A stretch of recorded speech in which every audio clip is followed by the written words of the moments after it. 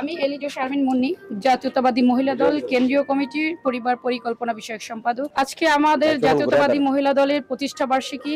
1978 সালে শহীদ প্রেসিডেন্ট জিয়াউর রহমান এই দলটি ঘোষণা করেছিলেন। সেই ঘোষণার মধ্য দিয়ে আজকে আমরা একটি জাতীয়তাবাদী মহিলা দল সারা বাংলাদেশে একটি বিপ্লবী দল হিসেবে পরিচিতি পেয়েছে। এবং আপনারা দেখেছেন বিগত সরকারের আমলে বাংলাদেশ জাতীয়তাবাদী মহিলা দল রাজপথে ভূমিকা রেখেছে এবং গণতন্ত্র রক্ষার জন্য লড়াই সংগ্রামে অগ্রণী ভূমিকা পালন করেছে।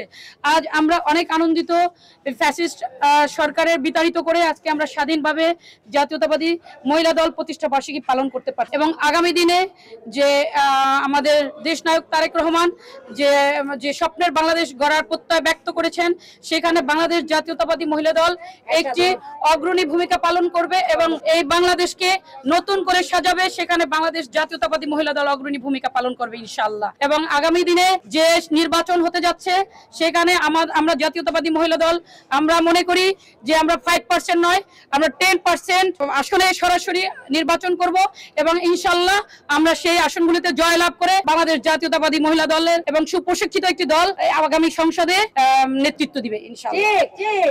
বাংলাদেশ জাতীয়তাবাদী মহিলা দল বিএনপি যখন ক্ষমতায় ছিল না, তখনও জাতীয়তাবাদী মহিলা দল সারা বাংলাদেশে নির্যাতিত নারীদের পাশে ছিল, তাদেরকে প্রশিক্ষিত করার জন্য বিভিন্ন কর্মসূচি হাতে নিয়েছে এবং আগামী দিনে এই বাংলাদেশের নারীদেরকে ক্ষমতায়ন করার জন্য এবং প্রশিক্ষিত করার জন্য বিভিন্ন রকমের যে প্রশিক্ষণ দেওয়ার মাধ্যমে বাংলাদেশ জাতীয়তাবাদী মহিলা দল বাংলাদেশের নারীদেরকে, অবহেলিত নারীদেরকে একটি সুপ্রশিক্ষিত দল হিসাবে গড়ে তুলবে ইনশাআল্লাহ, আশা করি।